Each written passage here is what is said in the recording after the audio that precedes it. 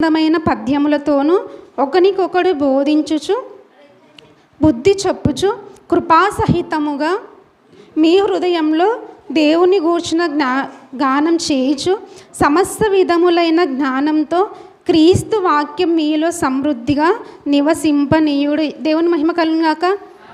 మనకి రోజు పండుగ తెలుసు. నాకైతే రోజు పండుగ అంటే నేను రోజు బచ్చాలు వేసుకుంటాను, మంచి మంచి వస్త్రాలు తెచ్చుకుంటానంటే కాదు కదా. ఎప్పుడైతే యేసయ్యను మన హృదయంలో నింపుకుంటే రోజంతా మనకి ఏమవుతుంది? రోజు ఏం పండుగ? క్రిస్మస్ కదా. ఇంకేం పండుగలు వస్తాయి? అన్నీ. ఎప్పుడు యేసయ్యను మన హృదయంలో ఎప్పుడైతే నింపుకుంటామో అప్పుడు మన జీవితంలో రోజంతా పండుగల అనుభవాన్ని అనుభవించే కృపను దేవుడు ఏం చేసినాడు? మనకి ఆ కృపను అనుగ్రహించినాడు కదా. ఇప్పుడు మనం రోజంతా పండుగ చేసుకోవాలంటే మనలో ఏముండాలని వాగ్రంథంలో ఉంది? ఏముంది? దేవుని వాక్యం ఎవరిలో ఉండాలా? చూడండి, క్రీస్తు వాక్యం మీలో సమృద్ధిగా నివసింపనీయుడి. మనలో ఏం నింపుకోవాలంట? ఏం నివసింపజేయాలంట? మనలో క్రీస్తు వాక్యం కదా. మనలో ఎంతమంది యేసయ్య ఉన్నాడు కదా. యేసయ్య మనకి ఎప్పుడు గుర్తొస్తాడు? ఆదివారం ఒకటే గుర్తొస్తాడు. ఇంకా కొంతమందికి ఎప్పుడు గుర్తొస్తాడు? గుడ్ ఫ్రైడే మాత్రమే గుర్తుకొస్తాడు. ఇంకెప్పుడు గుర్తుకొస్తారు? క్రిస్టమస్ మాత్రమే కదా. పండుగలను బట్టి మనకు అట్లా గుర్తొస్తాడు కాదు కదా. మన జీవితంలో వాక్యం ఎప్పుడైతే ఉన్నదో అప్పుడు మనం సమృద్ధిగా ఎవరిని లోపల పెట్టుకున్నట్లు? యేసయ్యని లోపల పెట్టుకున్నట్లు. చూద్దాం. అదే 16 వచనం. సంగీతములతోనూ కీర్తనలతోనూ. ఫస్ట్ మనలో యేసయ్య నిలవాలంటే ఫస్ట్ మనం ఏం చేయాలి? సంగీతం ఉండాలి, కీర్తనలు ఉండాలి. అంటే పాటలు పాడే విధానం ఉండాలి. మనలో మనం ఏం చేయాలి? ఆత్మలో పాటలు పాడే. ఎంతమంది ఒంటరిగా ఉన్నప్పుడు దేవుని స్తుతించే వాళ్ళు ఉంటున్నారు? దేవుణ్ణి సంఘంలోకి వచ్చిన తర్వాత చాలామంది స్తుతిస్తారు, మంచిదే. అయితే మన సంఘంలో ఉన్న తర్వాత కాకుండా మన ఇంట్లో మనం పనులు చేసుకుంటూ మనము ఎక్కడైనా ఉన్నప్పుడు దేవుని స్తుతించే వాళ్ళు ఎంతమంది ఉన్నారంటే చాలా తక్కువ మంది కదా. దేవుణ్ణి ఎట్లా స్తుతించాలి? సంగీతములతో, కీర్తనలతో. ఇంకోటి చూడండి, ఆత్మ సంబంధమైన పద్యములతో. మనలో పాటల్లో ఏముండాలి? ఆత్మకు సంబంధించిన పాటలతో ఏం చేయాలి? దేవుణ్ణి స్తుతించాలి. ఈరోజు ఏమనుకుంటారంటే ఈ లోకానుసారంగా పాటలు చాలామంది ఇష్టపడతారు కదా. ఏం చేస్తారు? ఈ లోకానుసారంగా లేవడమే, ఉండడమే. ఏం గుర్తుకొస్తే అందరికీ? ఇక్కడ చాలామందికి లేవని అనుకుంటున్నాను, సినిమా సాంగ్స్ వినరు అనుకుంటున్నాను. నాకైతే తెలియదు, మరి ఎవరైనా వింటున్నారేమో. కానీ ఆత్మ సంబంధమైన పాటలు వినడం ద్వారా మనకి ఏమొస్తుంది? మనం ఆత్మలో వృద్ధి పొందుతాము. శారీరకంగా కూడా చాలామంది ఎంజాయ్మెంట్ కోసం ఏం చేస్తారు? ఈ లోకానుసారంగా పాటలు వింటుంటారు కదా. ఒకవేళ లోకానుసారంగా మనం ఎప్పుడైతే ఆ సినిమా సాంగ్స్ వినడం వల్ల మనకి ఏమవుతుందంటే అపవిత్రత అంటుకుంటుంది, పాపం అంటుకుంటుంది, దోషభరితులు అయిపోతాం. ఏ వినడం వల్ల చెప్పాలా? ఏం వినడం వల్ల? సినిమా పాటలు. ఆత్మ సంబంధమైన వినడం వల్ల మనకేమొస్తుంది? ఆత్మీయంగా వృద్ధి పొందుతాం. మనం ఎప్పుడైతే దేవుణ్ణి మన నోటి ద్వారా స్తుతిస్తామో, హృదయం ద్వారా స్తుతిస్తామో, మన హృదయం ఎట్లుంటుందంటే నెమ్మదిగా, శాంతిగా కదా. మనకి జీవితంలో బ్రతకాలంటే మనిషికి ఏముండాలా? మంచి బంగారం ఉంటే సరిపోతుందా? మంచి ఇల్లులు, మంచి ఆస్తులు ఉంటే సరిపోతుంది? ఏముండాలా మనిషికి అన్న తర్వాత? ఆస్తి కాదు ఉండాల్సింది కదా. మీకు తెలుసో తెలియదు అనుకుంటున్నాను. మంచి ఒక బిజినెస్ మ్యాన్ అనమాట. ఆయన కాఫీ డే అని ఒక సంస్థను స్థాపించినాడు. ఆయన స్థాపించిన తర్వాత కొన్ని కోట్ల ఆస్తి ఉంది. ఆయనకి ఏం జరిగిందంటే కొన్ని ప్రాబ్లం వలన కొంచెం అప్పులు ఏదో అయినాయి అనమాట. అయిన తర్వాత అయితే చూడండి, వాళ్ళ సైడ్ ఉన్న బంధువులందరూ ముఖ్యమంత్రి, వాళ్ళ మామయ్య గారు, అట్లా తమిళనాడులో జరిగిన నిజ సంఘటన ఇది. అట్లా ఉన్న తర్వాత ఏం జరిగిందంటే ఆయనకి ఆ సమస్యల వల్ల శాంతి లేకపోవడం వల్ల చాలా పెద్ద వ్యక్తి, పెద్ద ఓనరు, చాలామందికి ఉద్యోగాలు ఇచ్చినాడు. ఆయనకి శాంతి సమాధానం లేకపోవడం వల్ల ఇట్లా కారులో వెళ్తూ దిగేసి సముద్రంలో పడి చనిపోయినాడు. ఏం లేకపోవడం వల్ల కదా. ఇప్పుడు శాంతి సమాధానం ఇవ్వాలంటే మనకి ఎవరు కావాలా కదా. అందుకే దేవుడు ఏమంటాడంటే, ప్రయాసపడి భారం మోస్తున్న నా సమస్త జనులారా నా యొద్దకు రండి. దేవుడు మనకి ఏమి ఇస్తాడంట? ఆస్తులు ఇస్తాను బిడ్డలారా, బంగారం ఇస్తాను. మనకి స్త్రీలకు బంగారం అంటే చాలా ఇష్టం కదా. చీరలు ఇస్తానని అన్నాడా దేవుడు? చెప్పలేదు. ఏం చెప్పినాడు? శాంతి మనకి రావాలంటే మనం ఫస్ట్ ఏం చేయాలా? యేసుప్రభుల వారి దగ్గరికి రావాలి కదా. ఇప్పుడు ఆత్మ సంబంధమైన పాటలు మనం ఏం చేయాలి? ఆత్మ సంబంధమైన పాటలు బాగా వినాలి కదా, బాగా కంఠస్థం చేసుకోవాలి. ఒకసారి ఇక్కడ ఎవరికి మీకు చదువులు రావు కదా, మీరు బైబిల్ చదవలేరు, కానీ కొన్ని పాటలు వినేటప్పుడే ఏమవుతుందంటే దాంట్లోనే ఆత్మ సంబంధంగా కొన్ని దేవుడు కొంతమంది వ్యక్తులను ఏర్పరచుకొని చాలా మంచి మంచి పాటలు పాడుకునే వాళ్ళు మనం పాడుకునే అవకాశాన్ని దేవుడు ఏం చేసినాడు, ఇస్తున్నాడు. ఏం చేయాలి? ఫస్ట్ సంగీతంతోనూ చెప్పండి, వాయిద్యములతోనూ, తర్వాత ఆత్మ సంబంధమైన పద్యములతోనూ, ఇంకా ఏం చేయాలి? ఒకరికొకడు బోధించుకోవాలా. ఏం చేయాలంట?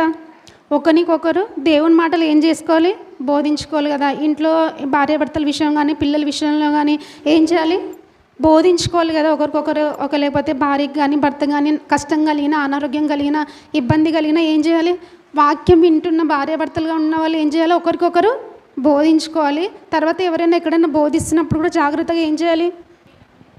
జాగ్రత్తగా బైబిల్లో ఏముంటుందంటే వినుటకు వేగిరపడాలి, కోపపడడానికి నిదానించాలని ఉంటుంది. దేవుని మహిమ కలుగాక. వినడానికి ఎంతమందికి వస్తారు? కోపం మనకి ఎంత వస్తుందా? వినడానికి ముందర వస్తామా చెప్పండి? కోపం అనేది అంటే షార్ట్గా వెంటనే వచ్చేస్తుంది కదా. కానీ దేవుడు ఏమని చెప్తున్నాడు ఇక్కడ? కోపపడడానికి నిదానించండి. వాక్యం వినడానికి ఎట్లా ఉండాలంట? వాక్యం వినడానికి తొందరగా ఉండాలంట. చాలామంది మందిరాలకు వస్తారు కదా, మందిరాలకి ఇక్కడ చాలామంది ఇక్కడ కానీ ఎక్కడ కానీ మందిరాలకు వచ్చేటప్పుడు కరెక్ట్ టైంకి ఎంతమంది వస్తారు? మన మందిరం ఎన్ని గంటలకు స్టార్ట్? ప్రసన్న అయితే ఇప్పుడు వచ్చింది. చాలామంది మందిరానికి ఎట్లా వస్తారంట చూడండి. తాబేలు తెలుసా అందరికీ? తెలిసింటుంది అందరికీ. తాబేలు ఎక్కడ ఉంటుంది? ఎక్కడ? బావిలో ఉంటుంది కదా. తాంబేలు స్పీడ్ నడుస్తుందా, పులి స్పీడ్ నడుస్తుందా? తాంబేలు ఎట్లా వస్తుంది? మందిరానికి చాలామంది ఎట్లా వస్తారంట? ఉందాంలే, పాటలు అయిపోన్లే, ఇంకా అక్క పాట పాడుతుంది కదా, అక్క పాట అయిపోన్లే, ఏం చేస్తారు చాలామంది తాంబేలులాగా వస్తారంట. మందిరం అయిపోతుంది కదా, మందిరం అయిపోయిన తర్వాత పులి ఉంటుంది తెలుసా? పులికి ఒక జింక కనిపిస్తే ఏం చేస్తుంది? పంజా విసురుతుంది కదా. మందిరం అయిపోవాలా, ఇంకా ఏం చేస్తారు? వందనాలు పెట్టెతోలు పెడతారు, ఇంకా తర్వాత జంపు కదా. మందిరానికి ఎట్లా రావాలా? పులిలాగా దేవుని మందిరాలు ఫస్ట్ కనిపించాలనే ఆతృతత మనకి ఏం చేయాలా? ఉండాలి కదా. ఎట్లుంటాం మనం? తాంబేలులాగా మందిరానికి వస్తాం, పులిలాగా. కానీ దేవుడు ఏం చెప్తాడు తెలుసా? పులిలాగా మందిరానికి రావడం విషయంలో ప్రారంభ ప్రార్థన నుంచి ఉండాలి. ఉంటే మనకే దీవెన, మనకే ఆశీర్వాదం. దేవుని మహిమ కలుగాక. చాలామంది కూర్చుంటారని కొంతమంది ఏం చేస్తారు? వాయిదాలు. టైం అంటే టైమే కదా. దేవుని టయాన్ని ఏం చేయకూడదు? దొంగలించే వాళ్ళుగా ఉండకూడదు కదా. దేవుని సమయాన్ని దొంగలిస్తే మనం జీవితాలు ఏమైనా బాగుపడతాయా? కాబట్టి దేవునికి ఇచ్చే సమయం దేవునికి, కాబట్టి కరెక్ట్ టయానికి ఏం చేయాలా? రావాలి. ఇప్పుడు ఒకరికొకరు బోధించుకోవాలంటే ఏం చేయాలి? చెప్పాలా? నోరు తెరిచండి అందరు. ఒకరికొకరు ఏం చేయాలి? వినడానికి ఎట్లా ఉండాలి? మనం వినడానికి వేగిర పడాలి. తర్వాత ఇక్కడ ఇంకేం చెప్తున్నారు చూడండి. వినడానికి ఒకరికొకడు బోధించుచు బుద్ధి చెప్పుచు. ఇంకేం చేయాలి? యేసయ్య మనలో ఎప్పుడు ఉంటాడంటే ఇవన్నీ వేసినప్పుడు యేసయ్య మనలో ఉంటాడు. ఏవన్నీ వేసినప్పుడు? ఎప్పుడైతే ఆత్మ సంబంధమైన పాటలు ఉంటాయో, కీర్తనలు ఉంటాయో, ఒకరికొకరు బోధించుకుంటామో, తర్వాత ఇంకేంది? బుద్ధి చెప్పుకుంటామో. బుద్ధి ఎవరైనా మనకు చెప్తే మనకు కోపమా, సంతోషమా? చెప్పండి. ఎట్లా చెప్పండి? ఎవరైనా మనకి బుద్ధి చెప్తే మనం వాళ్ళని చూస్తే వాళ్ళని ప్రేమిస్తామా, పూలదండ వేస్తామా, లేకపోతే ఇంకేమైనా చేస్తామా? మనసులో 4 తిట్లు ఎప్పుడు చూసినా నాకే బుద్ధి చెప్తుంది అనుకుంటారు కదా. బుద్ధి చెప్పే వాళ్ళగా ఎవరు ఉండాలా? సంఘంలో సేవకుడు ఏదైనా బుద్ధి చెప్పినా కూడా స్వీకరించే మనసు ఉండాలా. నీవు ఒకవేళ తప్పు దారిలో పడేటప్పుడు భార్య కానీ భర్త కానీ చెప్పుకున్నప్పుడు, బుద్ధి మార్గం చెప్పేటప్పుడు ఏం చేయాలా? లోబడే వాళ్ళుగా ఉండాలి. కొంతమంది ఎట్లుంటారంటే మొండిగా ఉంటారు కదా, మొండితనంగా ఉంటారు. మొండితనంగా ఉండి మనం ఏమైనా సాధించగలుగుతామా? సాధించలేం కదా.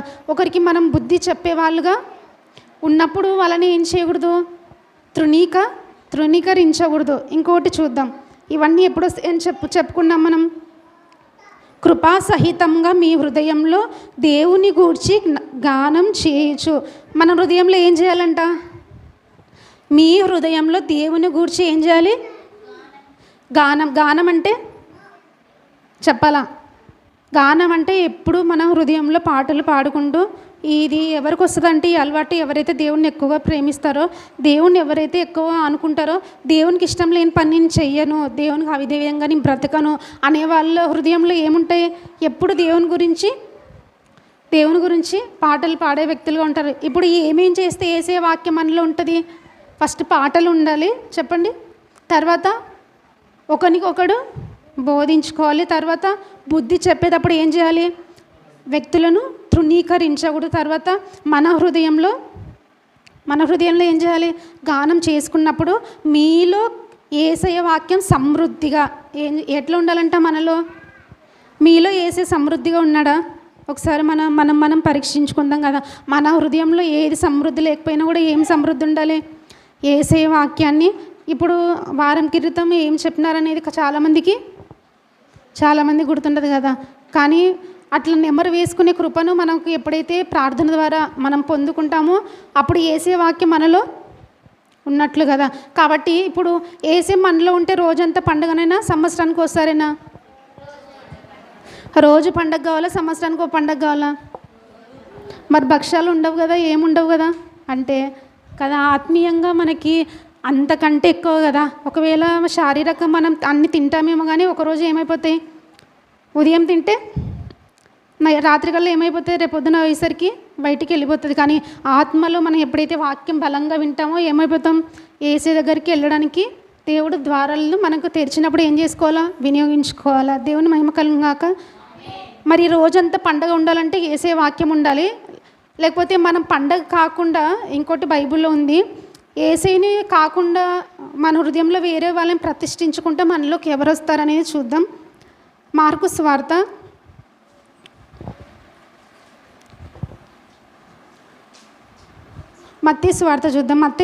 12వ అధ్యాయము.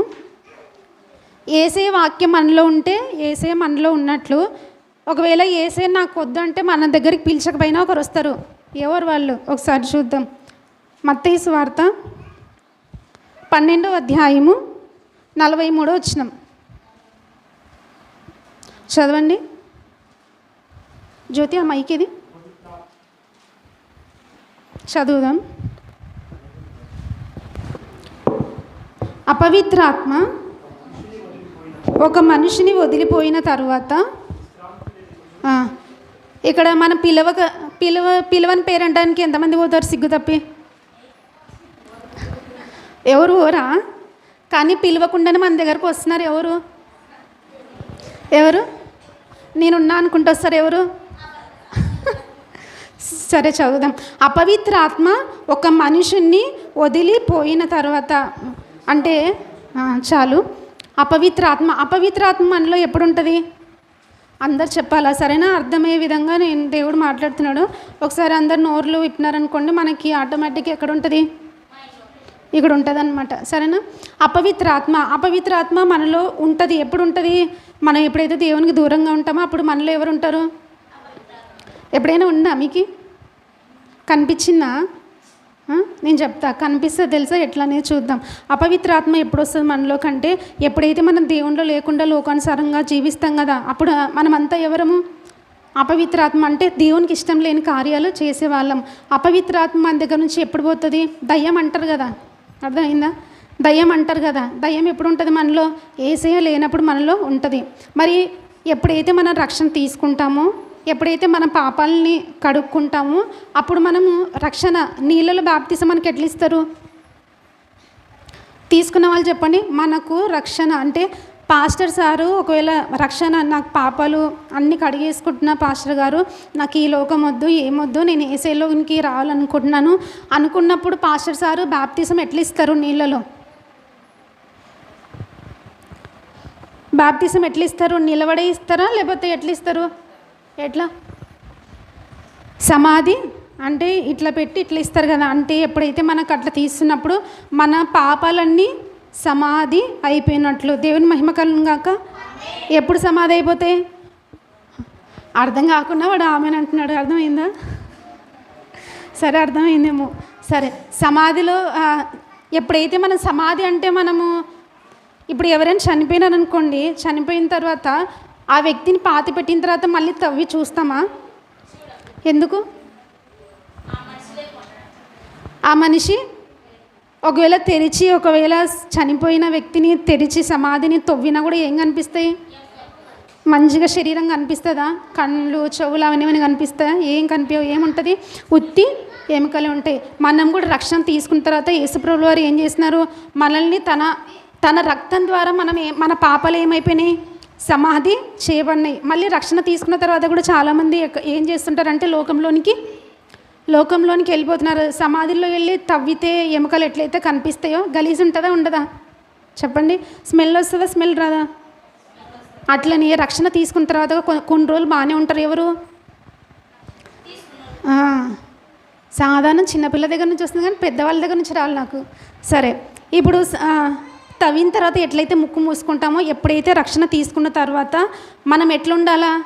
సమాధి దగ్గరికి మళ్ళీ, అంటే పాపం జోలికి వెళ్ళకూడదు, లోకానుసారంగా జీవించకూడదు, సాతాను అలవాట్లోనికి వెళ్ళకూడదు. మనకి వెళ్ళకూడదు అంటే ఫస్ట్ ఏముండాలని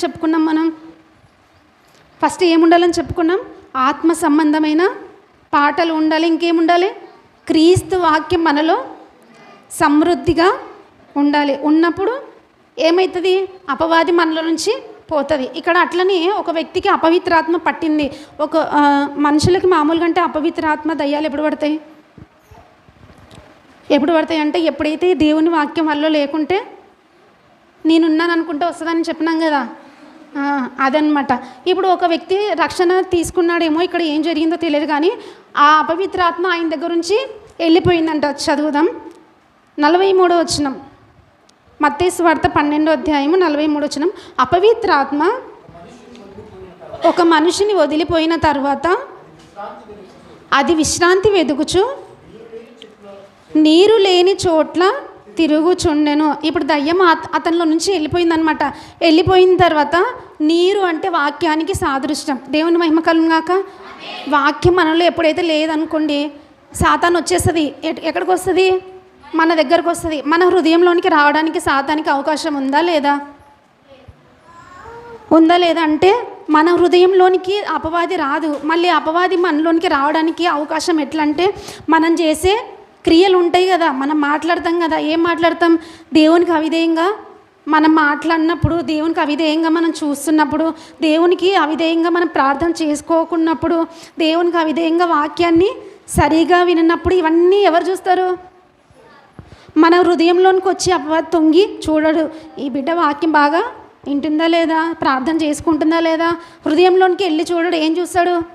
మన మాటలే కదా. మనం చేసిన ప్రవర్తన ఎవరికి అర్థమైపోతుంది? వాక్యం మనలో ఎప్పుడైతే లేకపోయేసరికి అపవాది ఏం చేస్తాడు? మన హృదయంలో ఆలోచనలు, తలంపులన్నీ ఎవరు చూస్తారంటే దేవుని వశం అని ఉంటుంది. దేవుని మహిమ కలుగుగాక. మరి మనలో వాక్యం లేదని అపవాదికి ఎట్ట తెలుస్తుంది?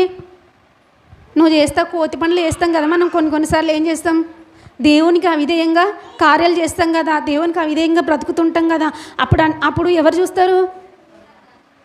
ఇంకా చూస్తుంది అనమాట. ఓకే, మనం మాట్లాడే మాటలను బట్టి కానీ, చూపులను బట్టి కానీ, చూడండి, తలంపులను బట్టి కానీ, దేవునికి అవిధేయంగా అంటే అసూయ పడడం కానీ, ద్వేషం ఉండడం కానీ, ఒకరి పట్ల ఓర్వలేని తనం ఉండడం కానీ, ఇవన్నీ ఎవరు చూస్తారు? వాక్యాన్ని విన్న తర్వాత అనుసరించలేకపోవడం కానీ, ఇవన్నీ ఎవరు చూస్తారు? దిక్కుముక్కలు చూస్తున్నారు. కానీ చిన్నపిల్లల దగ్గర నుంచి ఆన్సర్ వస్తుంది, కానీ పెద్దల నుంచి రావట్లే నాకు. ఎవరు చెప్పండి? ఇవన్నీ ఎవరు చూస్తారు? మనం చేసే అవిధేయంగా కార్యాలు ఇవన్నీ ఎవరు చూస్తారు? అపవాది చూస్తాడు. ఎప్పుడైతే వాక్యం లేకపోయేసరికి అపవాది ఏం చేస్తాడు? చూసిన తర్వాత ఈ బిడ్డలో వాక్యం లేదు, ప్రార్థన లేదు, దేవుడు అంటే భయం లేదు, భక్తి లేదు. కాబట్టి ఏమవుతాడు? చాలా చోట్ల చూసొస్తాడు. చూసొచ్చిన తర్వాత ఇప్పుడు నా చుట్టూ కూడా తిరుగుతాడు. ఎవరు తిరుగుతాడు? ఇప్పుడు నాలో వాక్యం ఉండడం వల్ల ఏమన్నా రావడానికి అవకాశం ఉందా? అవకాశం లేదు కదా. ఎప్పుడైతే వాక్యం లేకపోయేసరికి ఏమవుతుంది? అపవాది ఏం చేస్తాడు అనేది చూద్దాం. అపవాది మనలోనికి వచ్చేస్తుంది. ఎప్పుడు వస్తుంది? వాక్యము, ప్రార్థన లేనప్పుడు ఏమవుతుంది? వస్తుంది కదా. ఎట్లా వస్తుందో చూద్దాం. అదే 43వ వచనం. విశ్రాంతి దొరకనందున నేను వదిలి వచ్చిన నా ఇంటికి తిరిగి వెళ్ళదుననుకొని వచ్చి, ఆ ఇంట ఎవ్వరూ లేక అది ఊడ్చి అమర్చియుండుట చూచి వెళ్ళి తనకంటే చెడ్డవైన మరి 7 దయ్యములను వెంట పెట్టుకొని వచ్చును. అర్థమవుతుందా? వాక్యం చెప్పేటప్పుడు చాలామంది వింటున్నారు కానీ సరిగా వినట్లే. కొంతమంది వాక్యాన్ని సరిగా వినట్లేదు అనుకోండి, అపవాది మీ దగ్గర రావడానికి నేనున్నా అనుకుంటా వస్తుంది. ఎప్పుడైతే వాక్యాన్ని మనం జాగ్రత్తగా విన్నామనుకోండి, ఆదివారం ఒక్కటే కదా మనకు వాక్యం వినడానికి దేవుడు అవకాశం ఇచ్చినాడు. సరే పిల్లలు ఉన్నారు, పిల్లలు ఉండడం తప్పు కాదు, కానీ వాళ్ళ సైడ్ చూడుకోకుండా దేవుని వైపు మాత్రమే ఏం చేయాలా, శ్రద్ధను మనం పెట్టినట్లయితే దేవుడు మనతో మాట్లాడతాడు. మన జీవితాలు మారుతాయి, ఆత్మీయంగా కూడా మన జీవితాలు మారుతాయి, శారీరకంగా కూడా మనకి ఏమైతే అవసరతలు ఉన్నాయో దేవుడు సమస్తాన్ని అనుగ్రహించే దేవుడు. ఇప్పుడు అపవాది వాక్యం లేని చోట ఏం చేస్తున్నాడంట, తిరుగుతున్నాడంట. ఏం చేస్తున్నాడంట? అపవాదికి ఏం పని? తిరగడం. అందుకే అటు ఇటు తిరుగుకుంటా యోబు గారి దగ్గరకు వచ్చినాడు. ఎవరు సాతాను కదా. సాతాను వచ్చి ఒక ఛాలెంజ్ వేసినాడు కదా. దేవుని దగ్గరకు వచ్చి ఒక ఛాలెంజ్ చేసిన తర్వాత ఇప్పుడు ఆ ఛాలెంజ్లో ఎవరు గెలిచినారు? అది చెప్పాలంటే పెద్ద ఉంది కాబట్టి దానికి జోలికొద్దు. ఇప్పుడు తిరుగుకుంటూ ప్రతి ఒక్కరిని ఏం చేస్తాడు? ప్రతి ఒక్కరిని దేవుని ఎంత భయభక్తులు కలిగే వాళ్ళని పడగొట్టాలని చూస్తాడు. దేవుళ్ళు లేని వాళ్ళని వాళ్ళలోనికి వచ్చి అపవిత్రమైన కార్యాలు చేయడానికి కూడా ఎవరు చూస్తారు? సైతాను కదా తిరుగుతుంది. అట్లా తిరుగుతున్నప్పుడు నీ దగ్గర రాకూడదంటే ఏం చేయాలా? వాక్యం లేకపోతే ఏమవుతుంది మనలోనికి? చూడండి, మనం ఎట్లుంటామంటే నీట్గా ఇప్పుడు ఆదివారం ఒక్కటి బాగా వింటాం, సమృద్ధిగా పెట్టుకుంటాం కదా. గేట్ నుంచి వెళ్ళేసరికి అట్లా బయటికి వెళ్ళేసరికి ఏం చేస్తాం? ఇంట్లో కసువు ఏమైనా పడి ఉంటుంది కదా. పడిన తర్వాత ఏం చేస్తాం? నూకి నీట్గా, అసలుగా ఇక్కడ కొంతమంది అంత నీట్నెస్గా ఉంటుంది, నీట్గా నూకి అంత మూలకి ఏం చేస్తారు? పెట్టేస్తారు. మనం కూడా వాక్యం ఏం చేస్తాం? ఆదివారం బాగా ఇప్పుడు చెప్తున్నాను కదా, మంచి తల ఊపుతున్నారు, అవును కదా, ఇట్లా చేయకూడదు కదా, అట్లా ఉండకూడదు కదా అనుకుంటున్నారు. కానీ తర్వాత మందిరం నుంచి ఇంటికి వెళ్ళేసరికి ఏమైపోతుంది? నీట్గా ఊడ్చి దేవుని వాక్యాన్ని ఏం చేస్తారు? మూలకి అమరుస్తారు. అప్పుడు అపవాది ఏం చేస్తాడు? సరే నీట్గా నేను వెళ్ళడానికి పర్మిషన్స్ అన్నీ ఓకే ఉన్నాయి లేదా? అన్నీ ఓకే ఉన్నాయి కాబట్టి ఏం చేస్తాం? వీళ్ళలో కంటే నేను ఇంకెక్కడ ఉండలేను అనేసి ఏం చేస్తుంది? రావడానికి ప్రయత్నం చేస్తుంది. అందుకే వాక్యాన్ని మనం ఏం చేయాలి? ఫస్ట్ మనం ఏం మాట్లాడుకున్నాం? మీలో క్రీస్తు వాక్యం సమృద్ధిగా ఏం చేయాలా? నివసిస్తాడు మన దేవుడు. ఎక్కడుంటాడు? దేవుని మందిరంలోనే కాదు, ఎక్కడుంటాడు? అందుకే బైబిల్లో ఏముంటుందంటే మన దేహము దేవుని ఆలయంగా ఉండదని మీరు ఎరుగరాన ఉంటుంది. దేవుని మహిమ కలుగాక. దేవుని మందిరంలోనే కాదు దేవుడు ఉండదు, ఎక్కడ కూడా ఉంటాడు. ఇది మన దేహం ఎవరికి ఆలయము కదా. ఇప్పుడు దేవుని ఆలయంలో మీరు అందరూ కూర్చున్న తర్వాత మీరు పాపం చేయడానికి సాహసిస్తారా? ఇక్కడ ఎందుకు చెప్పాలా? ఇంట్లో ఉన్నప్పుడు ఎందుకు పాపం చేయగలుగుతున్నారు? బయట వెళ్ళినప్పుడు ఎందుకు పాపం చేయగలుగుతున్నారు? ఇక్కడ ఉంటే ఎందుకు చేయట్లేదు? అంటే మనం ఏమనుకుంటాం అంటే మందిరంలో ఒక్కడే దేవుడు అనుకుంటాం కదా. కాదు, మనం ఎప్పుడైతే దేవునికి ఆలయం అంటే దేవుడు మనలో కూడా, నువ్వు ఎక్కడుండి పాపం చేసినా కూడా పాపం చేసినట్లే. కాబట్టి ఎక్కడున్నా మన శరీరాలను ఎట్లా పెట్టుకోవాలి? చాలా దేవుని ఆలయం అనేది, దేవుని ఆలయాన్ని ఏం చేయకూడదు? పాడు చేసుకోవచ్చా? నేను ఇందాకని బస్ దిగినా అనమాట. ఒక వృద్ధాపంలో ఒక ఆయన ఉన్నాడు. ఏమో తర్వాత ఎక్కడికో ఆయన పిలిచినారనమాట. పిలిచిన తర్వాత రాను, నాకు ఇట్లా బాగాలేదని చెప్పినాడు. సరే టీ ఇస్తున్నాడు ఆ తాతకి. ఒక 70 ఉంటాయి ఏమో. టీ గ్లాస్ పట్టుకునేటప్పుడు చేతులు ఇట్ట వణుకుతున్నాయి. అయ్యో పాపం కదా అనుకున్నా నేను. సరే ఇట్లాంటి పరిస్థితి వస్తుంది అనుకొని కొంచెం 10 నిమిషాల తర్వాత బీడీ తాగుతున్నాడు ఆయన. ఇంకా నేను బాగా వెనకలోనే కూర్చున్నాను అనమాట. ఎవరు స్మెల్ వస్తుందని చూస్తున్నా నేను. అనేసరికి పక్కలోనే తాగుతున్నాడు. సరే దూరం వెళ్ళిపోయినా నేను. దూరం వెళ్ళిపోయిన తర్వాత ఏం తాగుతున్నావు అన్నా. నన్నే అంటున్నాడు. ఏమంటున్నాడు? ఏమ్మా మెంటల్ వేసిందా అంటున్నాడు నన్ను. అనేసరికి నాకు ఆశ్చర్యం వేసింది. అసలుకి వృద్ధాపములు అంటే ముసలిళ్ళకు కూడా ఎంత గర్వం ఉంటుంది కదా. ఇప్పుడు అట్లా చెయ్యి వణుకుదాం కూడా ఏం చేస్తున్నాడు? మళ్ళీ కొంతసేపు ఉండేసరికి తాగుతున్నాడు. చాలా బాధ అనిపించింది. శరీరాన్ని ఇట్లా పాడు చేసుకునే వాళ్ళు, దేవుని ఆలయాన్ని మనం ఎట్లయితే ఇక్కడ పాడు చేయకూడదు అనుకుంటామో, మన శరీరాన్ని కూడా ఏం చేయకూడదు? మన ఇష్టానుసారంగా మన ఉద్దేశానుసారంగా నేను ఎట్లా పడితే ఎట్లా జీవిస్తా అంటే సరిపోదు కదా. ప్రతిదానికి దేవుడు ఏం చేస్తాడు? నీ శరీరాన్ని ఇచ్చిన దేవుడు తన కష్టపడి దేవుడు తన శరీరాన్ని మనకు దేవుడు మనల్ని నిర్మించినాడు కదా. నిర్మించినప్పుడు ప్రతిదానికి ఏం చేస్తాడు దేవుడు? శరీరానికి ఇచ్చిన అవయవాలని మనం ఏదైతే ప్రవర్తన చేసినామో అవన్నీ దాంట్లోకి దేవుడు ఏం చేస్తాడు? లెక్క అడుగుతాడు. కాబట్టి మన శరీరాన్ని ఎట్లా వినియోగించుకోవాలి? జాగ్రత్తగా వినియోగించుకోవాలి, జాగ్రత్తగా ఉండాలా. 1 పేతురు రాసిన పత్రిక 3వ అధ్యాయము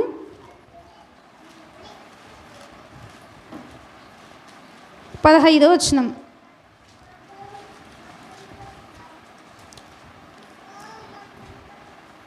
3వ అధ్యాయం 15వ వచనం, 15 కలిసి ఉంటాయి. అయితే కింద ఒక్కటి మాత్రం చదువుకుందాం. మీ హృదయముల యందు క్రీస్తును ప్రభువుగా ప్రతిష్ఠించుకొనుడి. దేవుని మహిమ కలుగుగాక.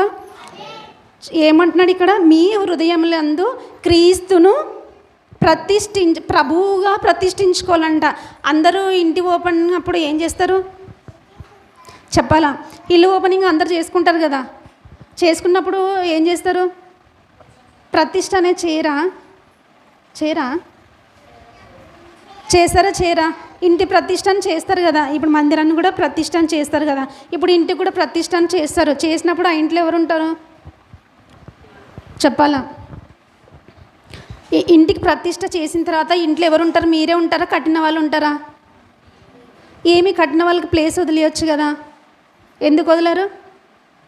అట్లా సరిపోదు కదా. ఎందుకంటే ఆ డబ్బులు వాళ్ళకి డబ్బులు ఇచ్చి పని చేయించుకుంటున్నాం, కానీ పని చేసేంత వరకు కానీ వాళ్ళ ఇంట్లో ఉండడానికి హక్కులు ఉన్నాయా?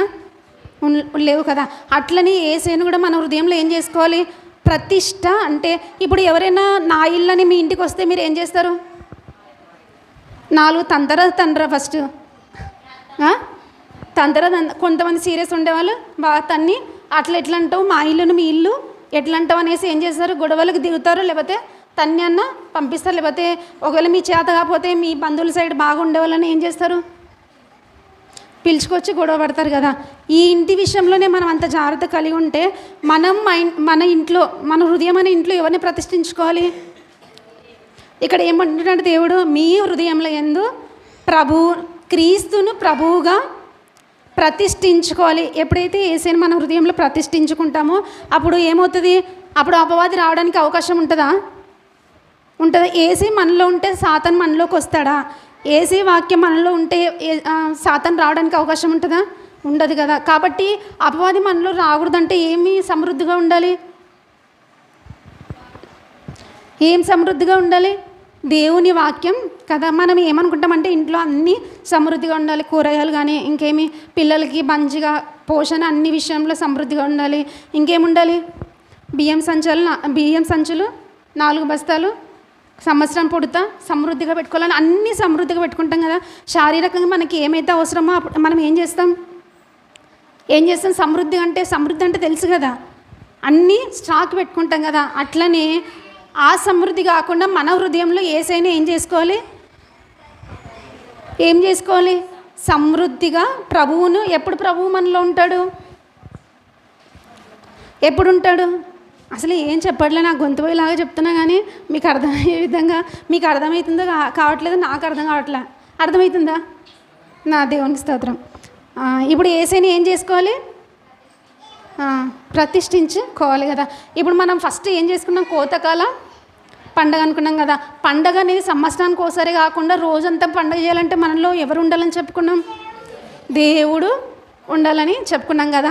దేవుడు కాకుండా మన సాతాను ఎప్పుడు వస్తుంది? సాతాను మనలోనికి ఎప్పుడైతే వాక్యం అని నీరు మనలో లేకపోతే అపవాది మనలో. ఇప్పుడు అపవాది మనలోనికి రాకూడదంటే ఎవరు మన హృదయంలో ప్రతిష్ఠించుకోవాలి? దేవుడు. కాబట్టి మొదటి ప్రాధాన్యత మనం ఎవరికి ఇవ్వాలి? ఒక రెండు విషయాలు చూసుకొని ముగించుకుందాం సరేనా. పొద్దున్న మనం ఏం చేయాలా, మొదటి సమయాన్ని ఎవరికి కేటాయించుకోవాలనేది రెండు రెఫరెన్స్లు చూసుకొని వాక్య సందేశాన్ని ముగించుకుందాం. కీర్తనల గ్రంథము 5వ అధ్యాయము 1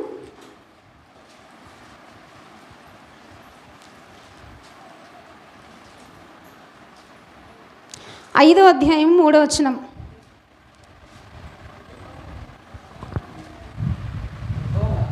యెహోవా ఉదయమున నా కంఠస్వరము నీకు వినబడును. ఇక్కడ చూడండి, దావీదు గారు ఇక్కడ రాస్తున్నారు, యెహోవా ఉదయమున నా కంఠస్వరం. పొద్దున్న లేచినప్పుడు ఏం చేయాలంట? పిల్లలైతే అమ్మా నాకు అదిగా నాకు ఇది అంటారు కదా. తల్లిదండ్రులు అయితే ఏం చేస్తారు? భార్యాభర్తలు ఇద్దరైతే ఏం చేస్తారు? ఈరోజు ఏం పని పోదాము, ఇంకా అవేనా, ఏం పని పోదాం, ఏమైనా కూలి ఏమైనా ఉందా? అయి కాదు, పొద్దునే మన కంఠస్వరం ఎవరికి వినబడాలంట? ఎంతమంది లేచి నెమ్మడి మోకరించి దేవా నీకు స్తోత్రం అని చెప్పిన వాళ్ళు ఉన్నారు కదా. దేవుని మహిమ కలుగును గాక. మన కంఠస్వరం ఫస్ట్ భర్తకు కాదు వినిపించాల్సింది, భార్యకు కాదు వినిపించాల్సింది, పిల్లలు కాదు. ఒరే లేయిరా, ఫస్ట్ నువ్వు ప్రార్థన చేసుకోకముందే పిల్లల్ని ఏం చేస్తుంటారు కదా. మన గొంతు వాయిస్ ఫస్ట్ వినపడాలంటే ఎవరికి వినపడాలా? యేసయ్య అని మాట రావాలా. ఫస్ట్ ఏం చేయాలా?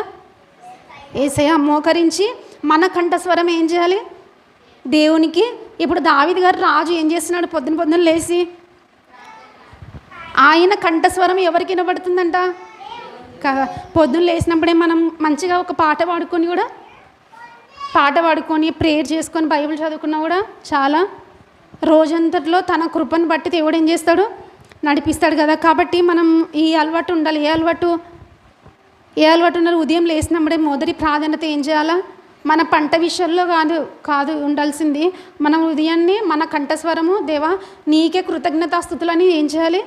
దేవునికి ప్రార్థన చేయాలి. ప్రార్థన ఎవరైనా చేసినారా బైబిల్లో? చెప్పాలంటే చాలా ఉన్నాయి, కానీ యేసుప్రభువు వారు ఏం చేస్తున్నారు అనేది చూద్దాం. మత్తయి సువార్త కంటే మార్కు సువార్త. ప్రార్థన అంటే ఎప్పుడు చులకనగా చూడకూడదు. ప్రార్థన అంటే ఎప్పుడు లైట్ చూడకూడదు. ప్రార్థన గొప్ప కార్యాలు చేస్తుంది. ప్రార్థన ఏం చేస్తుంది? మన జీవితాలను మారుస్తుంది. మార్కు సువార్త 1వ అధ్యాయం 35వ వచనం. దావీదు గారు పొద్దున్నే లేచి ఏం చేస్తున్నాడు? తన కంఠస్వరాన్ని దేవునికి వినిపిస్తున్నాడు. యేసుప్రభువు వారు భూమి మీదకి వచ్చిన తర్వాత ఏం చేస్తున్నారు అనేది చూద్దాం. మార్కు సువార్త 1వ అధ్యాయము 35వ వచనం. ఆయన పెందలకడే లేచి ఇకను చాలా చీకటిగా ఉండగానే బయలుదేరి అరణ్య ప్రదేశంలో వెళ్ళి అక్కడ ప్రార్థన చేయుచుండెను. దేవుని మహిమ కలుగును గాక. ఎప్పుడు లేస్తున్నాడంటే యేసయ్య.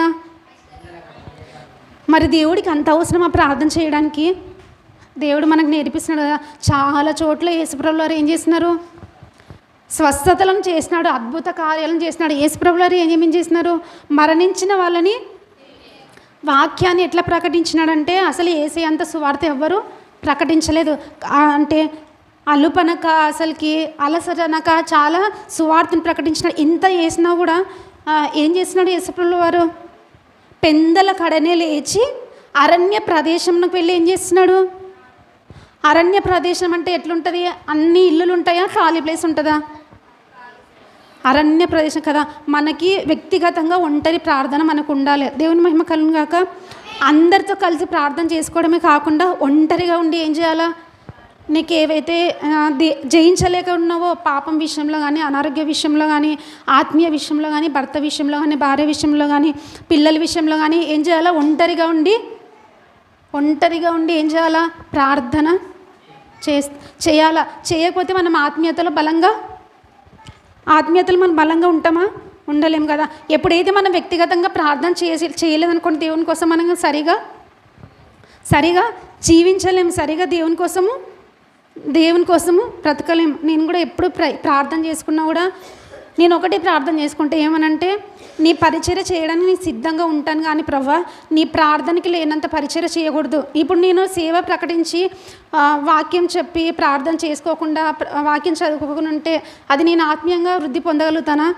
ఫస్ట్ నేను దేవుణ్ణి అదే అడుగుతా. ఫస్ట్ నేను ఆత్మీయతలు నేను ఉండాలి. ఫస్ట్ నేను ప్రార్థన చేసుకోవాలి, నేను వాక్యం వినాలి, నేను వాక్యాన్ని అనుసరించాలని అన్న తర్వాత ఇతరులకు ప్రకటించే అవకాశం నాకు దయచేయి అంట. దేవుని మహిమ కలుగును గాక. మనం కూడా ఏం చేయాలా? వ్యక్తిగతంగా ఇతరులను బలపరచాలంటే ఫస్ట్ మనలో ఎవరు ఉండాలా? దేవుడు ఉండాలి. ప్రార్థన జీవితం చేయండి. వ్యక్తిగత ప్రార్థన జీవితంలో దేవుడు చాలా మాట్లాడతాడు, చాలా దగ్గర అవుతాడు. మనము దేవుని పట్ల ఎట్లా ఉండాలో తెలుస్తుంది. మీరు చూడండి, వ్యక్తిగత ప్రార్థనలు మీ అవసరతలు ఏమున్నాయో అన్నీ అడగండి. దేవుడు ఏం చేస్తాడు? అవన్నీ తీర్చడానికి దేవుడు సమర్థుడు. ఎప్పుడు? వ్యక్తిగతంగా అందరితో కలిసి ప్రార్థన చేయడమే కాకుండా ఒంటరిగా చేసుకునే ప్రార్థన ఎవరికి చాలామంది అలవాటు ఉండదు కదా. చేసుకుంటూ ఒక 5 నిమిషాలే చేసుకుంటారు. కాదు, నువ్వు ఎట్లా ప్రార్థన చేయాలని దేవుణ్ణి అడుగు. చేసుకుంటూ ఒక అర్ధగంట ఆ పైన చేసుకోవాలా. ఎవరు చేసుకుంటారు అట్లా?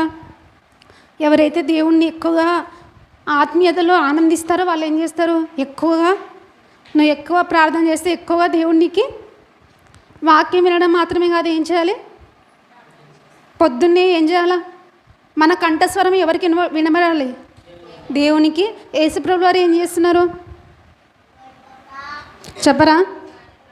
చెప్తారా? పొద్దున్నే యేసుప్రభువు వారు ఏం చేస్తున్నారు? పెందల కడనే లేచి అరణ్య మార్గంలోనికి వెళ్ళి ప్రార్థన చేస్తున్నాడు. మరి ప్రార్థన ఒకటి చేస్తే సరిపోతుందా? ఇంకేం చేయాలా? కీర్తన గ్రంథము 143 అధ్యాయం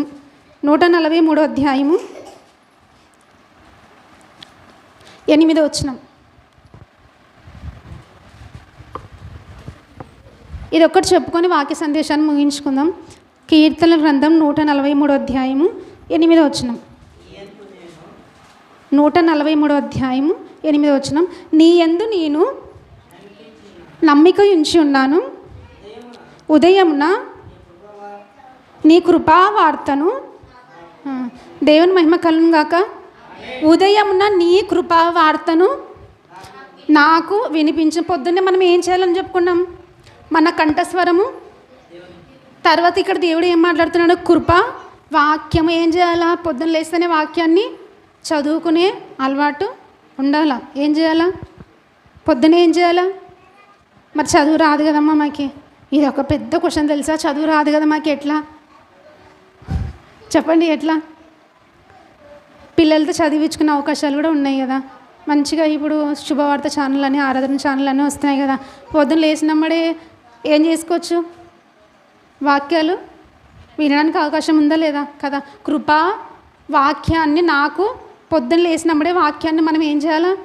వినాలా. విన్నప్పుడు ఏం జరుగుతుందని చూద్దాం. అదే, నీ వైపు నా మనసును నేను ఎత్తుచున్నాను, నేను నడవలసిన మార్గం నాకు తెలియజేయము. దేవుని మహిమ కలుగును గాక. మనం ఏ మార్గంలో నడవాలో అనేది దేవుని ప్రార్థన చేసుకుంటే దేవుడు ఏం చేస్తాడు? నడిపిస్తాడు కదా. నేను నడవలసిన మార్గం నాకు నువ్వు ఏదైనా మార్గంలో పోతున్నావేమో, లేకపోతే నీకు ఇబ్బందికరమైన పరిస్థితిలో, ఒకవేళ ఆత్మీయ విషయంలో కానీ శారీరక విషయంలో కానీ ఇబ్బంది పరిస్థితుల్లో వెళ్తున్నప్పుడు దేవుని మనం ఏమడగొచ్చు? ప్రభా, నీ మార్గాన్ని నాకు తెలియజేయమంటే తెలియపరుస్తాడా లేదా? ప్రార్థన చేసుకునేటప్పుడు అప్పుడు బయలుపరుస్తాడు. వాక్యం ఎవరి ద్వారైనా వింటున్నప్పుడు కానీ చదువుతున్నప్పుడు కానీ ఏం చేస్తాడు? దేవుడు తన వాక్యం ద్వారా మన మార్గాలు ఎట్లా వెళ్ళాలో ఏం చేస్తాడు? నడిపించి మన ప్రతి చిన్నది దేవుణ్ణి ఏం చేయొచ్చు? మనం ప్రతి చిన్నది ఏం చేయొచ్చు? అడగొచ్చు కదా. మరి దేవుడు గొప్ప దేవుడు కదా. పెద్ద వాళ్ళు అడగాల, చిన్న అడగాల? ఏవైనా కూడా మనకు తండ్రి కాబట్టి ఏవైనా అడగడానికి అవకాశం దేవుడు ఏం చేసినాడు? వినిపించినాడు కదా. కాబట్టి పండగ మన సంవత్సరం చేసుకుందామా, రోజు చేసుకుందామా? రోజు చేసుకోవాలంటే ఏం చేయాలి? మనలో ఎవరు ఉండాలి? యేసయ్య. తర్వాత ఉదయం లేచినప్పుడే మన కంఠస్వరం ఎవరికి వినపడాలి? దేవునికి వినపడాలి. ప్రార్థన చేసుకున్న తర్వాత మళ్ళీ ఉదయాన్నే మనం ఏం చేయాలి? కృపా వాక్యము. కృప అంటే ఎవరు? యేసుప్రభువు వారే. కృపా సత్య సంపూర్ణుడిగా ఈ లోకానికి ఏం చేసినాడు? యేసుప్రభువు వారు శరీరధారిగా భూమి మీదకి వచ్చినారు.